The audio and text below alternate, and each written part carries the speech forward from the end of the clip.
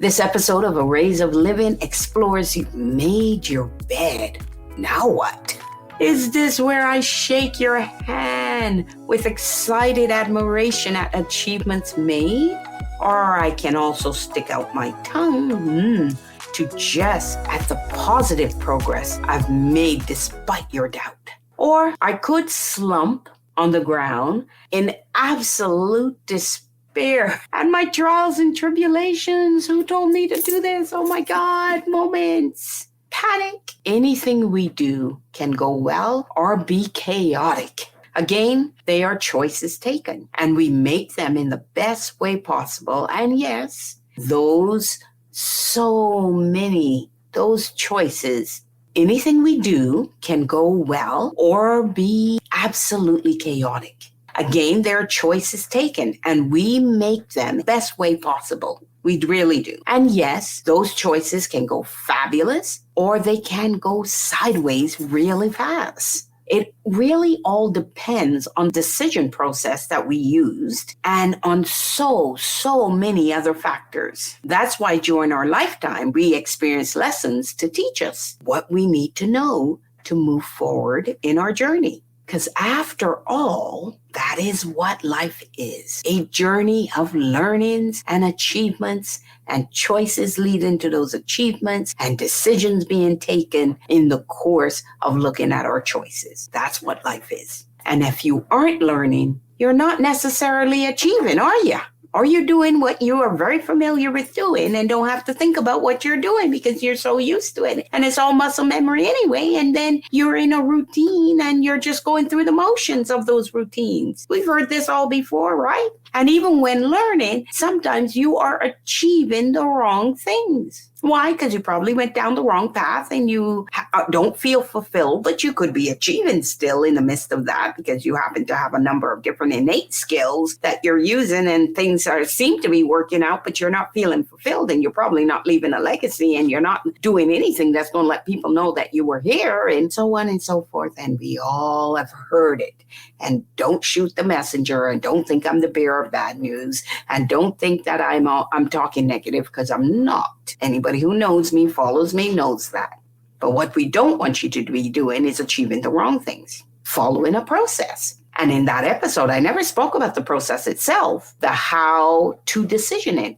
And I'll come back to that at some point. I will. Anyway, you may have noticed that I changed from the typical saying, "You've made your bed, now lie in it." Now that expression is usually said in a response to someone complaining about problems, about their problems they've brought on themselves. That's usually when that saying is said. You made your bed, now lie in it. My mom said it to me once in my life. She might even said it more than once, but she certainly said it once in my life. And at that time that I specifically remember her saying it, with the mindset I carried, I didn't see the conversation as one of complaining. I wasn't complaining. I was just sharing. Now I can say it was complaining, and it was also seeking guidance and wisdom from someone as matriarchal as my mom. But that response that she gave me was not helpful, and it didn't know or didn't have the courage to say that out loud. I didn't have the courage to tell her, like, that's not very helpful, Mom. But now I do. It's not very helpful. I'm sorry. I'm not going to tell you it was. And that's why the reaction when she said it, my reaction to her statement was literally a slump of the body. I was on the phone and I was telling her, we were chatting, we were having a good conversation. She says it and I just go, I mean, you made your bed, now lie in it? That's in no way a helpful expression. It really isn't. In fact, in my opinion, it reinforces the direness of the situation. Whatever your situation may be, help me out here. Agree in the comments. It is not a helpful expression. It really isn't. In my mind, a better expression would have been my mom saying to me, "You've made your bed, now what?" That is at least putting me into a solution thinking mode, right? I start to think of solutions. Yeah, I can agree I've made my bed. Now what?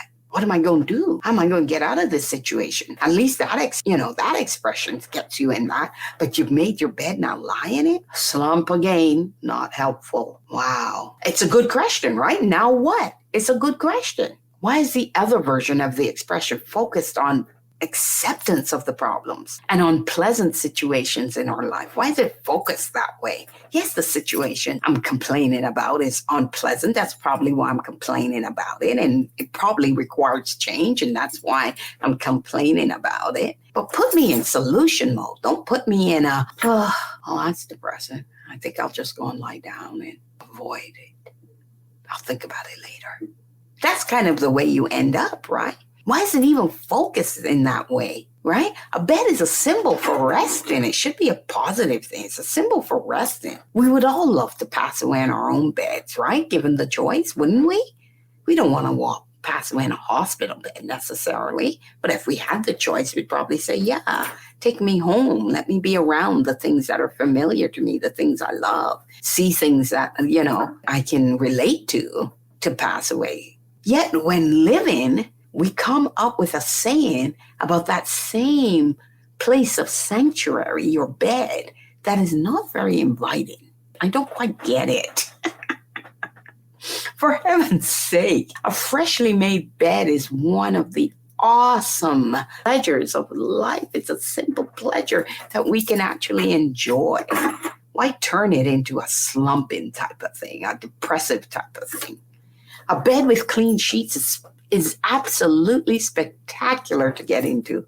I love putting fresh sheets on my bed and climbing in between those sheets. Spectacular, awesome, right? When exhausted, think about when we're exhausted. We thankfully lay our weary bodies in our beds. If we sleep elsewhere, we are still delighted to get back to our home and our beds. It's a place of sanctuary. It's a place of pleasure. It's a place of enjoyment. It's a place of resting. It's a place of relaxation. So why have a saying that moves us away from that positivity? And remember, Jenn doesn't like negativity. That's a negative statement. You made your bed, now lie in it? It's negative. It's depressing. It's like, you made your bed, now what? Oh, let me think about that. Let's talk about that. Let's see what options are actually there for me. That's positive. So from a pure bed making perspective, when we make a bed, we have the choice to leave the bed as it is, jump in between the sheets. There's even a song, a romantic song about that, in between the sheets. Fold back the sheets, strip the bed entirely, remake the bed with new sheets, flip the bed to get evenness of how the weight is distributed on our mattresses, right? In our family, we flip the bed. We change the pillows. We add new pillows. We relocate the bed, even take down the bed and get a new one. There are so many choices we have before we and even after we lie in it. Look at all those choices I named. Some of the choices you will notice are more difficult than others. Flipping your bed ain't easy. It needs 2, 3 people, sometimes 4, depending on how big the mattress is to flip a bed. So some of the choices are difficult. And oh my, here we go. How familiar are those options to life? We have choices, so now what? We made a choice, so now what? We made our bed, so now what? These are all next step inquiries. Now what? Is a good question to train our way of thinking, to force us to always aim forward, to look at how we are accountable. Remember that episode, the unwanted state of accountability, how we are accountable for where we are and what we have and what we do and what we've achieved. And when we are in dire situations, it's training our minds on how we get beyond these situations, how we get through these obstacles, how we face the next day, the next moment, the next hour. If you are in a situation that you choose, yet you did not foresee the current outcomes when you chose it, I commend you for taking a chance in life. That's what we are always pushing. All our coaches always telling you, take action, take action, take action. Sometimes taking action takes you down the wrong road. Sometimes taking action doesn't conform the way you thought it was. Sometimes taking action leads to disappointment. How do you pick yourself up and get going? You made your bed. Now what? Get going. Get off your ass. Think of a solution. Think of where you're going to go next. You took action. Applaud. Now, what learnings are present in the current situation? And I say this, you've made your bed. Now what? What solutions or responses immediately come to mind when you hear me say that? When you hear me probing in that way, what solutions come to mind? What next steps can be taken to change where you are now, to take you from where you are to where you need to be? What solutions come to mind? What next steps come to mind to move beyond and change the current situation or circumstances? You've made your bed. Now what? Now what? Now what? Returning to the how of decisioning, one of the main questions my decision process has is whether the option moves me towards or away from my goal and intent. Some options are mere distractions, and we have to be able to see those from the real movers, from the real shakers. In order to know towards or away from means you must also know what's important to you. What do you value? What goals do you have for yourself? Where are you trying to go? And are you even on the right path? All fundamental questions to probe in your now what, in your next steps. Even if you don't know what you should be or be doing in life, you still have to live life in order to make that connection. And just in case you didn't understand that, I'm going to say it again. Even if you don't know what you should be, and even if you don't know what you should be doing in life, you still have to live life in order to make that connection. You have to explore, you have to discover, you still have to take action, you still have to make decisions, you still have to look at choices, you still have to have accountability, and on and on and on. You have to explore life based on the values you hold. And through the process of exploration and adventure, trial and error, you will land on what becomes important to you, what excites you, what you enjoy, and how can you make a living from it. Now what? You got in the company that you wanted. Now what?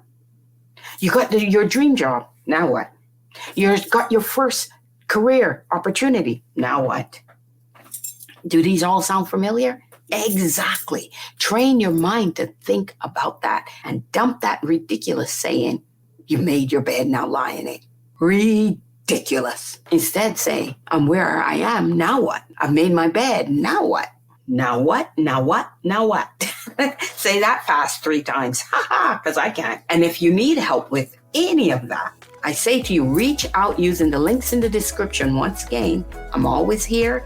Reach out. Start connecting with me. Start getting guidance on these things. Because all paths taken, all beds may be soft, hard, bumpy, smooth, lumpy, you name it. All of them leads back to you. And you always have choices. So now what? Thanks for listening. I love this episode. Thanks for listening.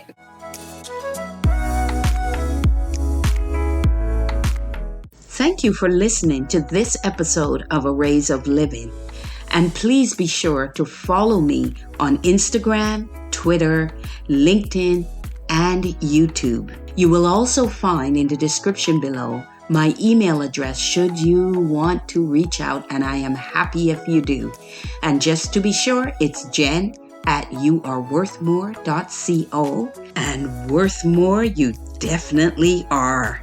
And lastly, also see the link that will allow you to schedule a meet and greet with me. And that's an opportunity for me to meet you and you to meet me, and for us to have a chat.